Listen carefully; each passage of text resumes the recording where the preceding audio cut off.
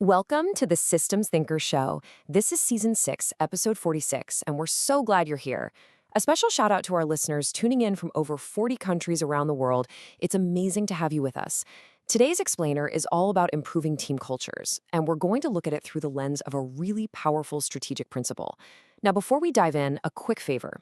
We've noticed that less than 25% of you who listen regularly are actually subscribed. So if you're getting value from this, please do us a huge favor and hit that subscribe or follow button. And hey, if you really like it, share it with 10 friends or business associates. It genuinely helps us with the streaming algorithms so we can keep bringing you these best-in-class insights. And just a reminder, this content is a great companion to our business playbooks, Shift Happens, and the brand new Culture by Design, Power by Discipline. You can find both on Amazon and other major online bookstores. All right, let's get into it. So we're kicking things off with a pretty provocative idea today, straight from Robert Greene's classic, The 48 Laws of Power. Law 39 says, stir up waters to catch fish. The basic idea? When things get chaotic, new opportunities pop up that just weren't there before. Now, I know what you're thinking. Stir up waters? Create chaos? That sounds, well, it sounds like a recipe for disaster, right? But it begs a really fascinating question for any leader out there. Can you, by intentionally creating a little turbulence, actually build a stronger, more resilient team culture? It's a wild thought, but let's explore it. So here's our roadmap for today. We're going to start by really understanding this law of disruption. Then we'll look at a real-world case study to see how it works in practice. After that, we'll zoom out to see the ripple effect across different industries, pit Greene's ideas against some of the big-name management gurus, and finally, we'll uncover the one crucial ingredient that makes this whole strategy work. Okay, first up, a law of disruption. Let's get a handle on what we mean by the strategic use of controlled turbulence. See, the point here isn't to create chaos just for the heck of it. It's about using it to reveal truths that are hiding just below the surface. And to see how this plays out in the real world, let's dive into a case study I call Chaos to Clarity. It's all about how one manufacturer completely turned their stagnant culture into a high-performance engine. So, picture this company. They were stuck in a rut. Their key performance metric, overall equipment effectiveness, was tanking. The culture was all about avoiding risk and pointing fingers. On the surface, everyone was nice, everyone got along, but it was this artificial harmony that was just masking some really deep performance problems. So, leadership decided it was time to shake things up. And they were smart about it. This was a surgical operation. Step 1, they exposed the truth. For the first time ever, they made all the performance numbers public. Instantly, there was nowhere to hide.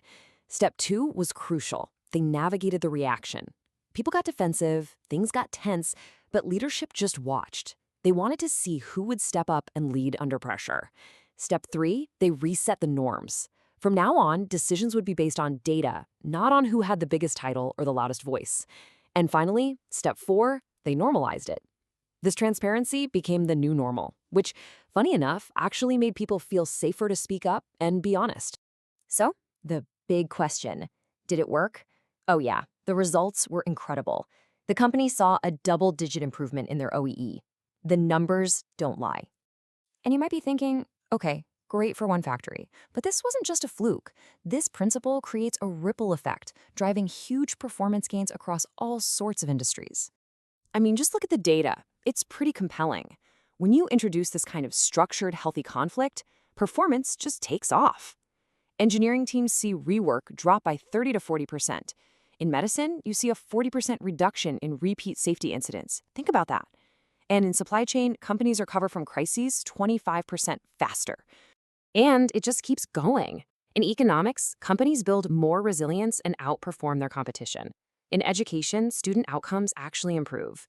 Marketing teams can triple their share of voice. Even the federal government can use this to find weak spots in policy before they blow up into a public crisis. The impact is absolutely everywhere. So, this all sounds pretty effective, but it definitely goes against the grain of traditional change management. Which brings us to a fascinating showdown. Greene versus the gurus. This is where we see a real clash of philosophies. On one hand, you've got Robert Greene, who basically says use chaos as a weapon to find the truth.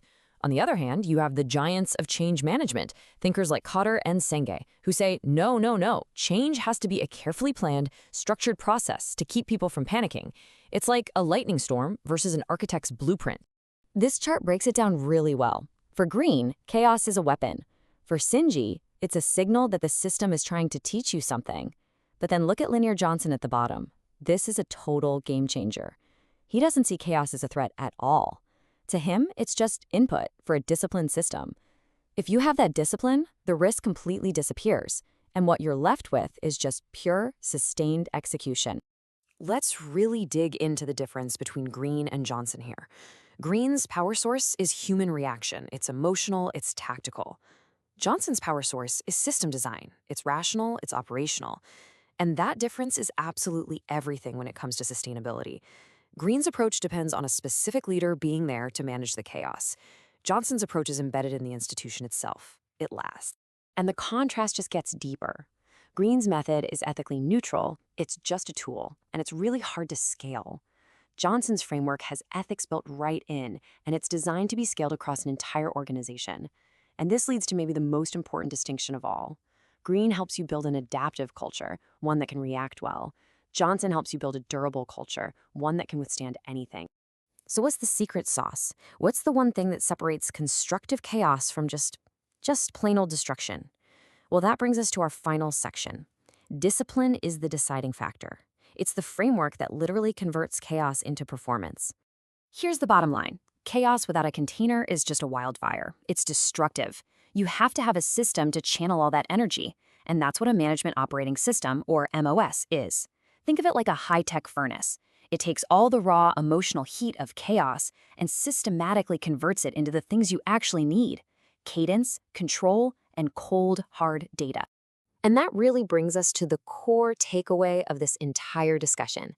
If you remember one thing, make it this.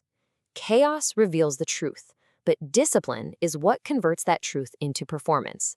You need both. So I'll leave you with this question to mull over. In your own organization, in your own team, do you see chaos as a threat that needs to be stamped out? Or could it be the very engine for your future growth if only you had the right discipline to harness it? For more information and some really great resources, please come visit us at our website, www.karaswisher.com. And hey, be sure to check out our other podcast, The Continuous Improvement Lab. Finally, a huge thank you to our executive producer and founder, Linear Johnson. Thanks so much for tuning in.